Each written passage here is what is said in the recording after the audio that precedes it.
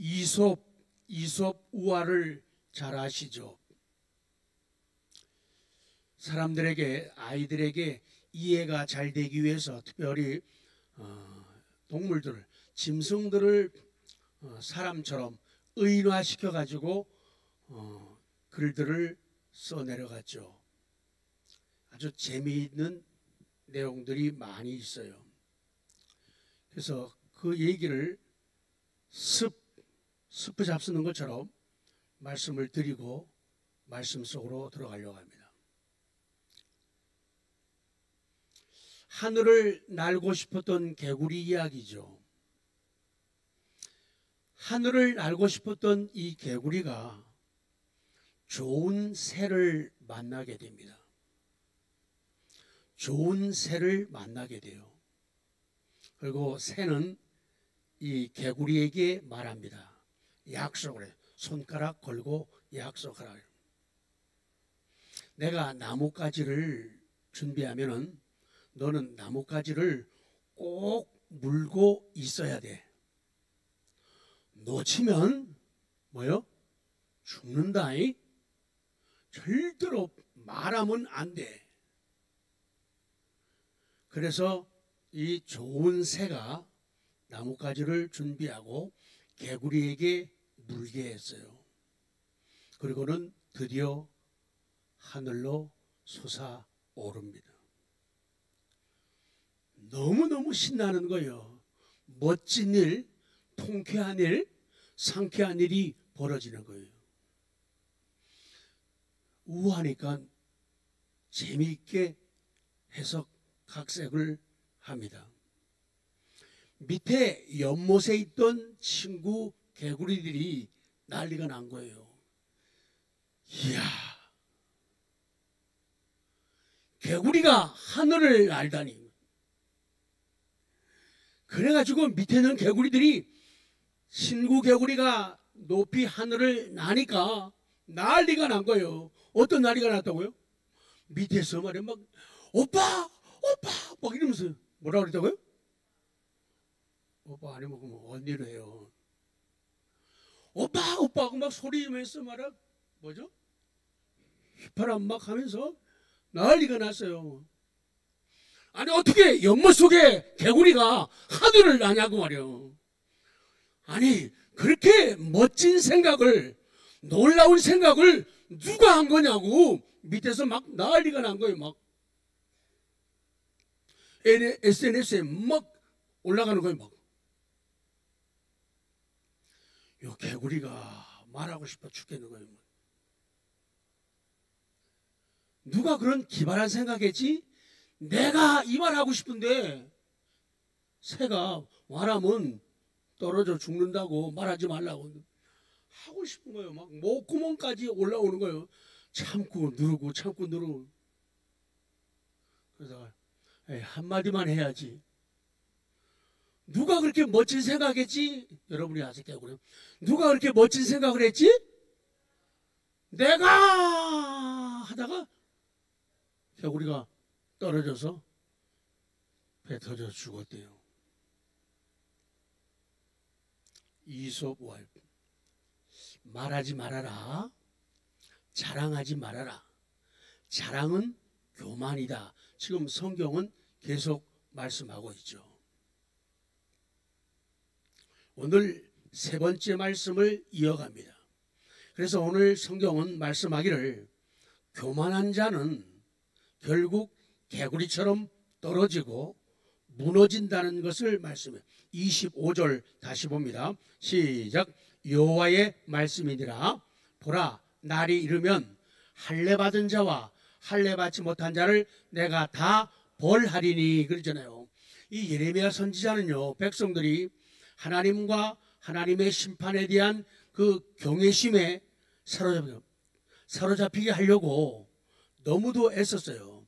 하나님은 귀한 분이다. 하나님은 놀라운 분이다. 하나님은 두려운 분이다. 계속 얘기를 해요. 그런데도 이 백성들은 여전히 자기들의 완악한 마음을 변명하느라고 이런 구실을 대고 저런 핑계를 대면서 마음을 돌이키지를 않았어요. 그래서 이 예레미야 선지자는 그와 같은 거짓된 도피처, 거기는 도피처가 아니에요. 하나님이 도피처인데 거짓된 도피처에서 그들을 빼내려고, 그들을 거기서 몰아내려고 했어요. 근데 백성들이 말을 안 듣는 거예요. 그럼 오늘 하나님께서, 오늘 성경이 또 예레미야 선지자가 말하는 우리 인생들의 교만이 무엇인가를 간단하게 설명하려고 합니다. 25절 다시 봅니다. 시작. 여호와의 말씀이니라.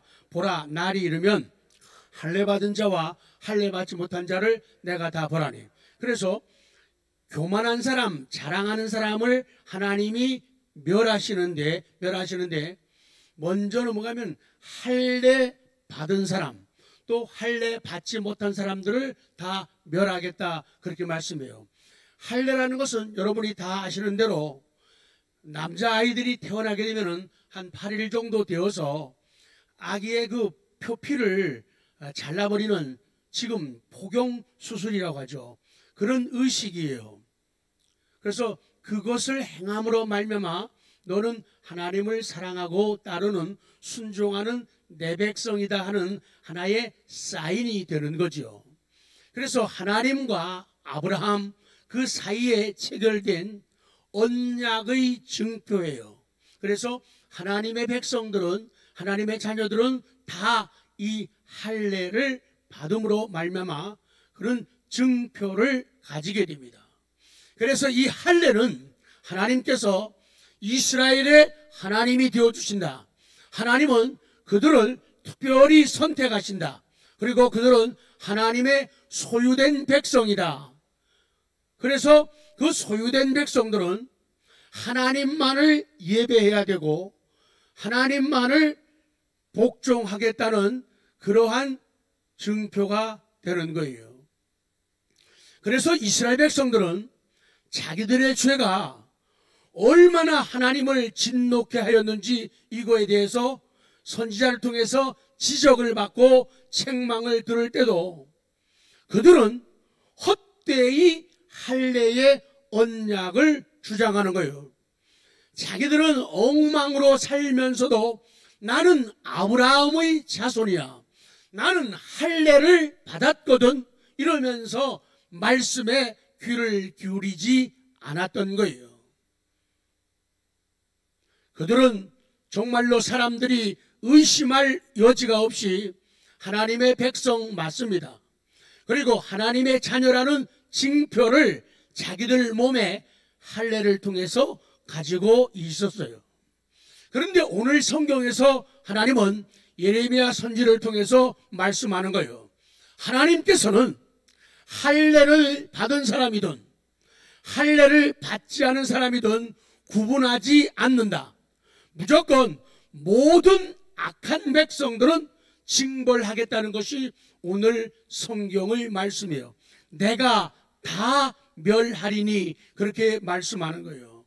그래서 범죄한 이스라엘 백성은 할례 받지 않은 민족들과 똑같은 방식으로 살았다는 거예요. 할례를 외형적으로는 받았지만은 할례 받지 않은 이방 사람들과 똑같이 살았다는 거예요.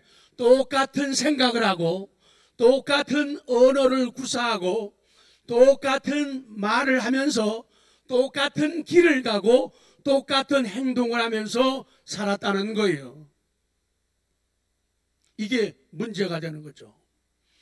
그렇기 때문에 하나님께서는 예레미야 선지자를 통해서 그들이 가졌던 특별한 혜택을 몰수당하는 것은 당연한 것이다, 그렇게 말씀하는 거예요. 할례를 받았으면서도 할례 받지 않은 사람들과 똑같이 사는 것은 주어진 특별한 혜택을 몰수당할 수밖에 없다, 그 말씀이에요. 할례는 지금의 세례를 의미해요. 그러나 이 할례는 물 세례로만 그치면 아니 됩니다. 성령 세례를 받아야지 그 물 세례가 온전한 세례가 돼요. 그들이 할례를 받았으면서도 할례 받지 않은 사람들처럼 똑같이 사는 것처럼 물 세례를 교회에서 받았으면서도 성령 세례를 받았으면서도 세상 사람과 똑같이 살게 되면은 내게 허락한 하나님의 혜택을 하나님은 도로 몰수하신다는 그런 진리를 던져주고 있는 거예요. 그리고 또 한 가지는 할례 받지 못한 자들, 이 사람들이 교만한 자예요. 할례를 받았으면서도 똑같이 사는 사람들이 교만한 자이고, 또 한 사람은 할례를 받지 못한 사람들. 26절 시작. 곧 애굽과 유다와 에돔과 암몬 자손과 모압과 및 광야에 살면서 살적을 깎은 자들에게라. 모든 민족은 할례를 받지 못하였고 이스라엘은 할례를 받지 못하였느니라. 그렇게 말씀하는 거예요. 그러면서 할례 받은 사람, 또 할례 받지 못한 사람들, 이방 사람들은 하나님이 없다고 하니까, 믿지 않으니까 할례를 받을 리가 없죠. 할례를 못 받아요. 그리고 여기 살적을 깎은 자, 처음에 살적 그러면 무슨 살인 줄 알았죠. 살적, 뺨 주위, 귀 앞에 난 머리털 갖다가, 이건 머리털이요. 구렛나루는 수염이에요. 똑같이 얼굴에 나는데 나룻은 수염이고, 그래서 이 살적을 갖다가 귀 밑머리라고 해요. 이거는 머리카락이에요. 그게 이방 사람들이 하는 풍속인데 하나님께서는 이런 풍속을 버리라는 거예요. 거기를 면도하지 말라는 거예요. 면도하지 말라는 거예요.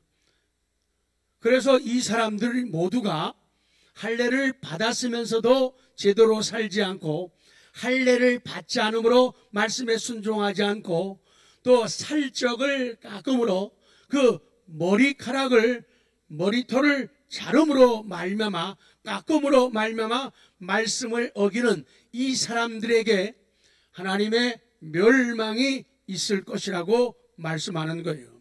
이스라엘 백성들은 마음의 할례를 받지 못했다. 육신적으로 눈에 보이는 할례는 받았다는 거예요. 물 세례는 받았는데 마음의 세례, 성령의 세례, 더 나아가서 성령 충만함을 계속 받지 않게 되면은 변화된 인생을 살 수가 없기 때문이죠.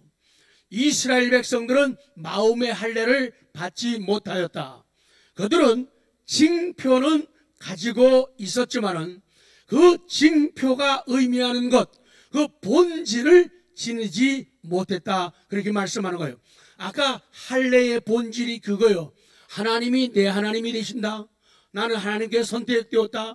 나는 하나님의 소유된 백성이다. 이것이 할례의, 세례의 본질이거든요. 근데 그것 없이 하나님과 상관없이 살아가는 자들에게는 이런 저주가 임할 것을 말씀하고 있는 거예요.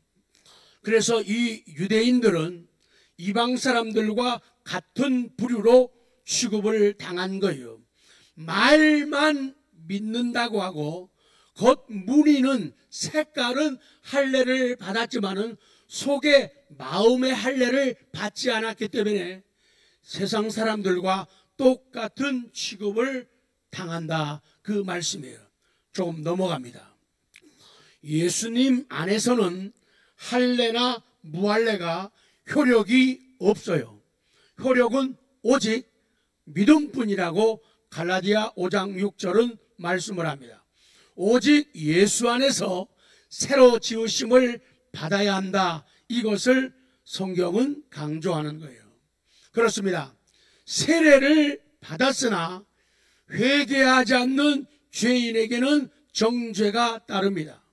세례도 받지 않고 회개도 하지 않는 죄인에게는 똑같은 정죄가 임한다. 그 말씀이에요. 세상의 심판자이신 하나님은 공평하신 하나님이다. 그 말씀이에요. 자, 조금 더 내려갑니다. 따라서 할례를 육체의 자랑거리로 삼는 것, 할례 받는 것을 자랑거리로 삼는 것, 할례를 받아야 구원을 얻는다는 그런 잘못된 생각, 또 겉으로 보이는 표면적 육신의 할례가 진정한 할례라고 생각하는 것, 이런 것들을 제발 버리고 포기하고 삼가하라고 말씀하는 거예요. 그래서 진정한, 오늘 누가 자랑하는 사람인가, 누가 교만한 사람인가, 세례를 받았으면서도, 할례를 받았으면서도 세상과 똑같이 사는 사람들이 교만한 사람이다. 하나님 말씀 따라서 할례를 받지 않는 사람들, 살적을 자기들이 깎고 밀므로 말미암아 명령을 어기는 이런 사람들에게는 하나님의 저주와 재앙이 임할 것을 말씀해요. 그래서 참된 세례는, 참된 할례는 마음 가죽을 베는 거예요. 겉에 가죽을 베는 게 아니라 속 마음의 가죽을 베는 게 참된 할례예요. 참된 할례는 마음으로 하는 것이다, 그거예요. 그것이 그리스도의 할례다, 이렇게 성경은 말씀하는 거예요. 마지막 니은, 교만하면은 무너진다. 그래서 헤롯도 교만으로 인해 망했습니다. 헤롯도 교만으로 망했어요. 그 다음 내려가서 야고보, 그가 야고보를 칼로 쳐 죽입니다. 또 내려가서 19절 보면은 베드로를 감옥에서 놓친 파수꾼들을 이 헤롯이 신문하고 다 죽이게 됩니다. 얼마나 헤롯이 교만하고 또 교만했는가를 성경은 말씀합니다. 그 하나님은 교만한 헤롯 왕을 오래 안 걸리고 무너뜨렸습니다. 오늘 우리에게 주시는 교훈이 무엇입니까? 성질 급해가지고 급하게 무너지고 급하게 망하고 싶은 사람이 있으면은 교만하면 된다는 그런 역설을 우리에게 주고 계시는 거예요. 교만이라고 하는 것은 하나님께서 그냥 놔두지 않고 빠른 속도로 나를 응징하는, 우리를, 인생을 응징하는 죄가 된다, 그렇게 말씀합니다. 교만은 마귀의 죄가 되고 교만은 마귀의 전략이라는 거예요. 아까 그 개구리처럼 누가 그렇게 멋진 구상을 했냐고 나라고 얘기하고 싶은 거예요. 그런데 위험할까봐 참고 참았지만은 그 본성이 어디 가냐면요, 결국 참고 참다가 누가 그렇게 멋진 구상을 했냐는 그 말에 혹해가지고 자기도 모르는 순간, 찰나에 아차하는 순간에 내가 했지 하고 입 벌리다가 결국은 떨어져 죽은 그 개구리를 보면서 우리는 삶의 지혜를 가지게 되어집니다. 천사가 타락하면, 천사가 교만해지면은 마귀가 된다, 그렇죠. 사람도 사이 좋은 사람들이 멀어지게 되면요, 한쪽이 아니면 양쪽 모두가 마귀처럼 아주 악해지는 경우들을 우리는 체험하게 되어집니다.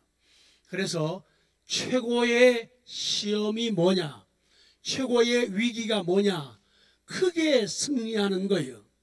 크게 성공하는 것, 크게 성공했을 때, 크게 잘 되었을 때 사람이 겸손할 수 있다면 정말로 복받은 사람이고 정말로 지혜로운 인생이다, 그 말씀이에요. 한 사람도 성경은 말씀하고 있죠. 그것이 히스기야 왕이죠. 히스기야도 참 좋은 왕이었습니다. 참 훌륭한 왕이었는데 그에게도 이런 아픔의 흔적, 실수의 자취를 가지고 있었어요. 교만을 인하여 무너진 것이 성경 열왕기하 20장에 나오고 있죠. 한번 볼까요? 히스기야가 병이 들었다가 병이 났습니다. 12절 시작.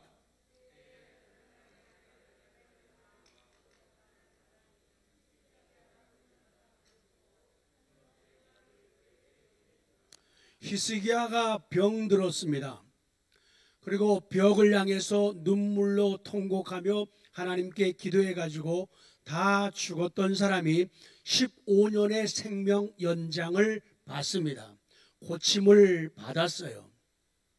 마치 연못 속에 있던 개구리가 하늘을 나는 것처럼 얼마나 기쁘고 즐거운지 몰라요.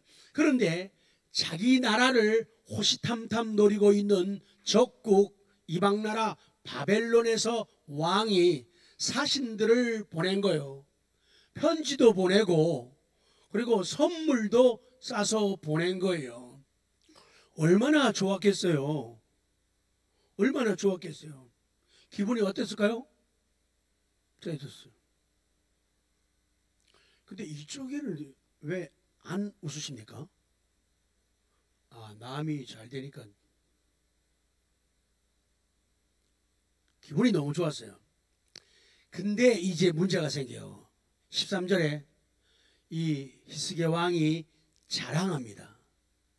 자랑이 교만이라는 거죠. 13절 시작. 히스기야가 사자들의 말을 듣고 자기 보물고의 금은과 향품과 보배로운 기름과 그의 군기고와 창고의 모든 것을 다 사자들에게 보였는데 왕궁과 그의 나라 안에 있는 모든 것 중에서 히스기야가 그에게 보이지 아니한 것이 없더라. 아까 하늘을 날면서 누가 이렇게 놀라운 구상을 했지, 계획을 짰지? 내가 그랬던 그 개구리처럼 자랑하는 거예요. 아니, 별별 것 다 보여줘요. 우리도 사람이요, 친해지게 되면요, 혹은 안 친한데도 조금만 기분 맞춰주고 감정 코드가 맞으면은 별별 이야기를 다 하는 사람들이 있어요. 그 자랑이 곧 교만이라고 성경은 말씀하는 거예요. 그래서 난리가 났잖아요. 그래서 영적인 감각을 가진 주의 종 이사야 선지자가 왕을 찾아옵니다. 진우 지사님 무슨 말인지 몰라요? 거기 나온 거 몰라요? 원고를 읽어봐요. 왜 그랬죠? 그 말을 들은 지가 오래네요. 왜 그래? 자, 14절 시작. 선지자 이사야가 히스기야 왕에게 나와 그에게 이르되 이 사람들이 무슨 말을 하였으며 어디서부터 왕에게 왔나이까? 히스기야가 이르되 먼 지방 바벨론에서 왔나이다 하니 15절 이사야가 이르되 그들이 왕궁에서 무엇을 보았나이까 하니 히스기야가 대답하되 내 궁에 있는 것을 그들이 다 보았나니 나의 창고에서 하나도 보이지 아니한 것이 없나이다 하더라. 시작. 옆에 분한테 해야죠. 시작. 그렇게 하면 안 된다. 자랑하지 말아라. 교만하지 말아라. 모든 것이 해야 할 이야기가 있고 하지 말아야 할, 속에 담아야 할 이야기가 있대요. 그런데 히스기야가 이 바벨론 사신들에게 별별 것 다 보여주게 되는 거예요. 그러니 그것을 보면서 그들 마음속에 이스라엘을 침략해야겠다는 그런 마음을 가지고 거기에 눈을 멀게 만들고 그것을 훔쳐가고 빼앗아가고 약탈하려는 동기를 부여하게 되었다는 거예요. 그러니까 말 다 하지 말라는 거예요. 아름다운 이야기, 건설적인 이야기, 좋은 이야기. 그런데 아팠다가 병 나았으니 얼마나 좋아요. 사이 나쁜 사들도 아플 때 병원에 있을 때 찾아가면 친구가 되대요. 그럼 언제 싸우려서 말이야. 우리가 남이가 그러면서 친하다고 그래요. 이 문제가 생기잖아요. 왜 그랬어?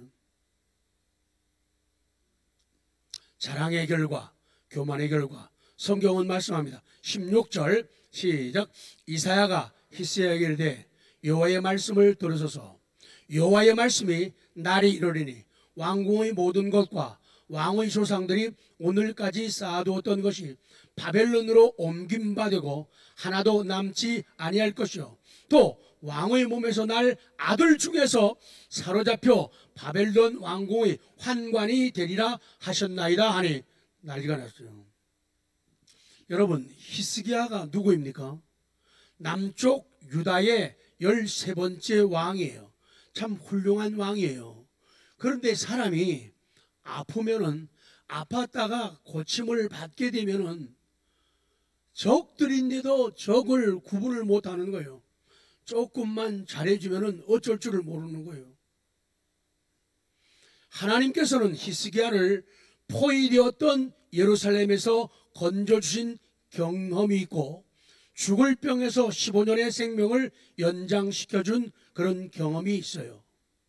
그러나 말년에 교만해져 가지고 자신이 가진 것을 바벨론 사신들에게 자랑합니다. 그 자랑한 모든 것들을 그들에게 결국 다 빼앗기고 맙니다. 세 줄 읽어야 됩니다. 우상과 시작. 우상과 죄와 교만은 어떤 사람에게도 유익을 가져다 준 적이 없어요. 그래요. 우상이라고 하는 건 하나님 아닌 것들 우상, 그리고 죄라고 하는 것, 죄가 달콤한 것 같아도 아니에요. 교만이라고 하는 것은 어떤 사람에게도 유익을 가져다 준 적이 없어요. 그러니까 우리도 마찬가지라는 거죠. 우상이라는 것은 나에게 유익을 안 갖다 줘요. 죄라는 것은 나에게 유익을 안 갖다 줘요. 교만이라고 하는 것, 자랑이라는 것은 나에게 유익을 가져다 주질 않아요. 자랑은 교만이다. 시작. 교만은 자랑이다. 시작. 그래서 교만하면은 무너지게 되어 있다. 우리는 삶 속에서 그런 일들을, 경험들을 많이 가집니다. 무슨 좋은 일, 신나는 일 있으면은 할렐루야 막 이래요. 그리고 모든 영광을 하나님께, 이것은 하나님의 은혜입니다. 하나님의 능력입니다. 이런 고백을 자주 하고 많이 하죠. 아주 좋은 일이고 아주 귀한 일입니다. 그런데 더 귀한 일이 있다 말이죠. 더 귀한 일. 한 줄만 읽어요. 더 중요한 거 있어요. 한 줄만. 시작. 시작. 옆에 분들에게 해주세요. 시작. 우리 약한 인간들은 입술에 속을 때가 많아요. 특히 자기 입술에 속는다는 거예요.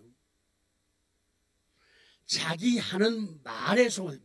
왜 말할 적엔요 설교에다가 비유를 하죠. 목사가 위험해질 확률이 많아요. 왜? 언젠가면 설교할 때입니다. 설교할 때 내 말이, 설교가 거기에 내가 속는 거예요. 겸손을 얘기하면 내가 제일 겸손한 것 같아요.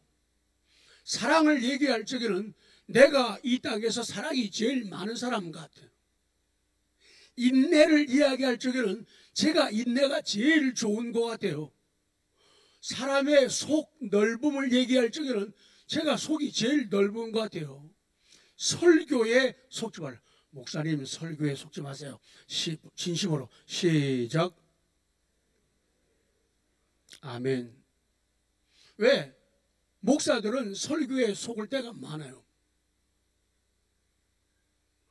어떤 사건에 대한 믿음이 적거나 없으면서도 사람들에게 말할 때는 가장 큰 최고의 믿음을 말할 때가 있다고요. 그러면서 내가 그 믿음을 말하니까 내가 그 믿음을 가지고 있는 척, 이게 자기 말에, 자기 혀에, 자기 입술에 속는 거예요. 기도할 때 그래요. 기도할 때요. 자기 기도에 속으면 안 돼요. 자기가 기도할 때는 정말 자기가 사랑이 제일 많고 제일 간절한 것 같단 말이에요. 가장 천사의 말을 하게 되잖아요. 그럼 자기 기도에 자기가 속아요. 나는 그런 사람인 것처럼 생각하고 착각하는 거예요. 특히 대표 기도할 때 그렇다는 얘기예요. 사실은 준비한 기도 그 내용하고 전혀 관계없는 기도를 할 수도 있어요. 전혀 준비한 생각한 보고 읽는 그 기도와 전혀 상관없는 나일 수도 있다고요. 그러면 속는 거예요. 그래서 그 기도를 하면서 나를 보는 거예요. 그래서 교인들의 아픔이 내 아픔으로 다가오고 교인들의 기쁨이 내 기쁨으로 다가오는, 그게 안 되면 건성으로 읽는 거예요. 매일 똑같은 톤으로. 그게 입술에 속는 거예요. 말에 속는 거예요. 기도에 속는 거예요. 찬양도 연주도 마찬가지예요. 자기 연주에 자기가 속아요. 자기 찬양을 부르는데 찬양에 자기가 속아요. 왜? 가장 아름다운 찬양을 부를 때 나는 그 찬양하고 똑같은 사람이라고 생각하기 때문이에요. 그렇기 때문에 찬양 부르면서 회개하거나 아파하거나 눈물을 흘리거나 기뻐하거나 주먹이 젖거나 이런 게 없게 되면 속는 거라고 얘기해요. 사랑을 가장 진하게 노래하면서도 그 사랑하고 가장 멀리 있는 내가 될 수도 있다는 거예요. 입술에 속으면 안 된다. 시작. 그래요. 오늘 하나님 말씀 앞에서 교만하면 망한다, 자랑하면 무너진다, 그 말씀을 기억하면서 우리가 입술에 속으면 안 된다. 내 말에 속지 않게 해주시고요, 내 설교에 내가 속지 않게 해주시고요, 내가 기도드릴 때요, 하나님 내 기도에 내가 속지 않게 하시고 내가 찬양 부를 때 내 찬양에 내가 속지 않게 해주십시오. 그런 감동의 역사가 넘쳐나기를 기도합니다. 말로는 하나님을 경배하고 찬양하지만 속으로는 그렇지 않은 경우가 있을 수 있어요. 그 몇 마디 후에는 모든 대화가 자기 자랑이고 자기를 앞세우는 교만이라면 그건 정말로 위험한 일이라는 거죠. 어떤 설교를 듣고 싶으십니까? 어떤 예배를 드리고 싶습니까? 죄를 멈추지 않으면 넘어가요. 중간에 죄를 멈추지. 기도하는 믿음으로 시작.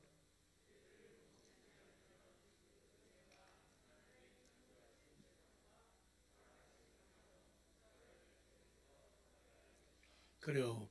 내가 죄를 멈추지 않으면, 내가 내 자랑을 멈추지 않으면, 내가 내 교만을 멈추지 않으면 하나님이 창조하신 세상도 파괴할 것이고 하나님이 허락하신 가정도 죄가 파괴하고 국가도 계속해서 파괴한다, 그 말씀이에요. 왜 우리에게는 회개와 거룩함과 겸손이 필요합니까? 회개와 거룩함과 겸손은 우리 삶에 개입하려는 사탄의 계략을 좌초시킨다. 그래서 이 말씀을 준비하면서 그 사드를 생각을 해봤어요. 고고도 미사일 방어체계 사드. 그래서 적들에게서 우리가 살아남고 적들에게서 방어하고 적들을 공격해서 이기기 위해서는 이 사드가 있어야 되는데 영적인 사드가 있어야 돼요. 밑에서가 아니라 고도에서 탄도 미사일을 요격하는 그런 장치예요. 그래서 영적인 사드는 회개, 거룩함, 겸손. 시작. 회개, 거룩함, 겸손. 요게 영적인 사드예요. 영적인 사드예요. 내가 드리는 회개, 내가 간직하는 거룩함, 내가 유지하는 이 겸손이 사탄의 계략, 상대방의 미사일을 요격하는 영적인 사드라는 거예요. 그래서 이런 겸손함, 이런 거룩함, 이런 회개를 가지고 있는 사람은 가장 강한 사람이고 가장 탁월한 사람이다. 그 말씀이에요. 이제 5월 다음 주가 마지막인데, 자, 예수님의 비하 다시 강조하고 마칩니다. 빌립보서 2장 6절. 그러니까 예수님은 하나님이시만은 이 땅에 사람으로 오셨는데 영적 사도와 같은 모습으로 오신 거예요. 그래서 죄도 이기고 죽음도 이기고 십자가에서 승리하시죠. 빌립보 2장 6절 시작. 그는 근본 하나님의 본체시나 하나님과 동등됨을 취할 것으로 여기지 아니하시고 오히려 자기를 비워 종의 형체를 가지사 사람들과 같이 되셨고 사람의 모양으로 나타나사 자기를 낮추시고 죽기까지 복종하셨으니 곧 십자가에 죽으심이라. 그래서 예수님이 이 땅에 오신 것, 성육신, 인카네이션, 이 자체가 사드, 영적인 사드예요. 십자가, 영적 사드, 십자가로 모든 것을 다 이기셨다. 그래서 우리 다가오는 6월에도 이 영적인 사드, 회개, 거룩함, 겸손, 이거 가지고 우리를 공격해오는 모든 미사일들을 요격할 수 있는 승리의 성공자들이 되기를 기도합니다.